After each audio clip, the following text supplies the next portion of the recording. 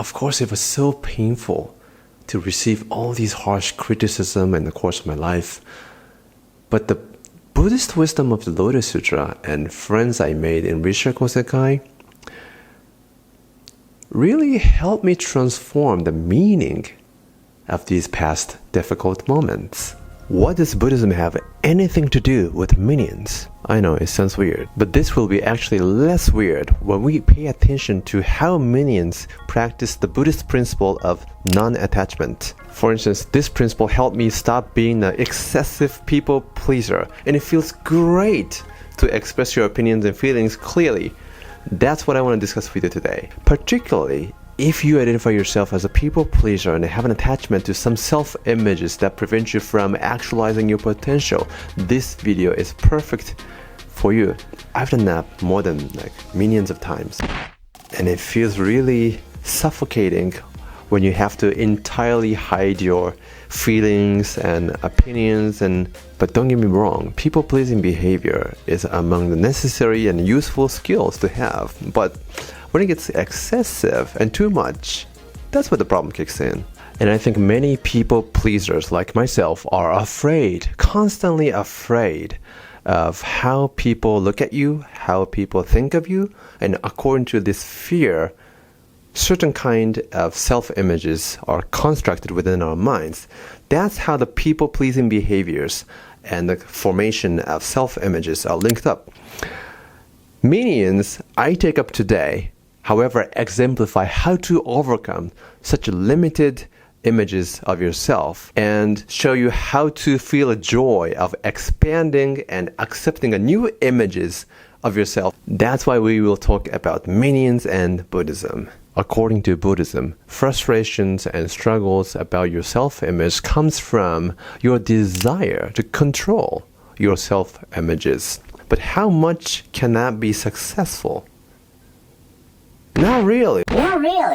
Not really. We can't control our self-images, right? People think of ourselves in different ways. We also think about ourselves in different ways. I mean, we probably know this, and yet still we want to control our self-images. So how can we cope with that? How can we deal with that? So given this, a suggestion here is to say, how about getting out of the box and trying to learn from how minions really don't care about their self-images. So in the movie Minions, The Rise of Gru, there's what I call a Buddhist moment of minions. The moment of the scene is in San Francisco where they try to escape from the Wild Knuckles henchmen who try to chase and catch the three minions on the steep slope of the downtown San Francisco.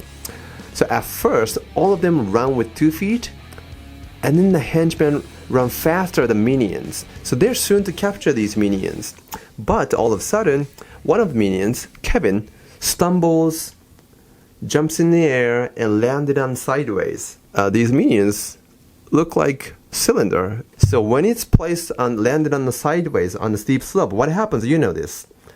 It rolls. So it ends up rolling down the hill. No. From my Buddhist perspective, what happens in the next moment is even more striking. Witnessing this Kevin's move, the other 2 minions also immediately accept and use this unprecedented, comical-looking strategy of rolling their bodies, which moves faster than the henchmen. So then the question is, how is this a Buddhist practice of non-attachment? So according to their limited self-image of how to run fast, it was always to use 2 feet. But what they ended up is to using no feet to move faster by way of rolling. In other words, the original concept of feet is here expanded into their whole body. Now it's a whole body that functions as feet. It's pretty funny to see them rolling down the hill, but minions don't care about these self-images. In this sense, minions have no attachments to how they look. If they were attached to some images of themselves, they would probably just kept running with their 2 feet. So the idea of using no feet to move is too wild for them in that case. They might feel, "Wow, Kevin, that's faster, but you look too miserable. I cannot accept myself rolling down the hill, so let me keep running with my 2 feet." In that case, they would be soon captured by the henchmen because of their self-images and attachments to them. To me, minions' non-attachment to their self-images gives us a hint for us to practice non-attachment. And this relates to my personal problem of being an excessive people pleaser. Let me change up the room. My kids are about to be going to bed. I always dreamed about becoming a Buddhist YouTuber where I talk about Buddhist philosophy and its practical implications that are useful for our human life. But I was afraid of doing so for many years because I was too much worried about potential criticism by others. Why do I not like being criticized? Because I had to undergo several harsh criticism by others in the past, and I was like pretty much traumatized by those moments from the past. But when the corona pandemic hit the world, I decided to let go of my worries and started this YouTube channel. And unlike my self-constructed expectations, I rarely received any negative comments. When it happened, I used to engage in a conversation, but it soon turned out that their purpose was not to have a dialogue. So I changed my gear and approach and blocked them from commenting.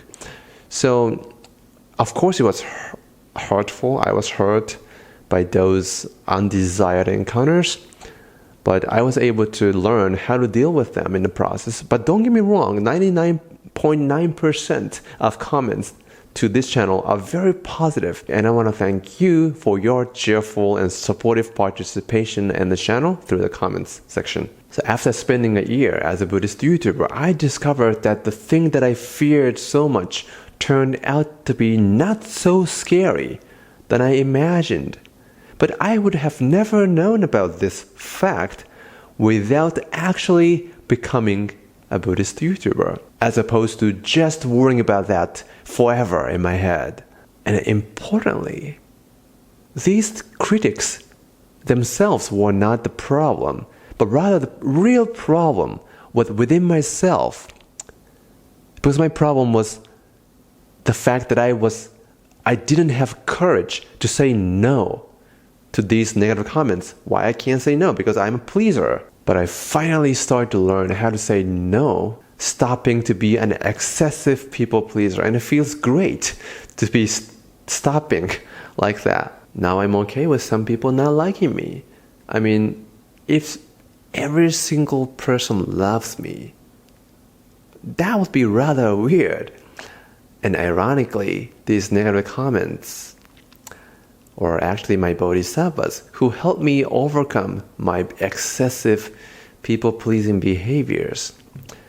So in that sense, thanks to my negative comments and also the all traumatic harsh criticism that I had to undergo in the course of my life, I'm finally no longer only nice. Now I accept my old identity of being only nice and my new identity of being no longer only nice. And it is blissful and joyful to accept an aspect of my new self-images. That's the spiritual growth that Buddhism cares about. That's what I learned from the rolling minions. Like that, according to Buddhism, your life will go well when you let go of your attachments that prevent you from actualizing your inner potential. That said, let me end with questions for you. In your current life, what kind of attachments to self-images do you have? What does it mean to expand the limit of those images and accept new images about you? What would be your rolling minions moment in that particular situation? Let me know in comments, by all means. Thanks for watching.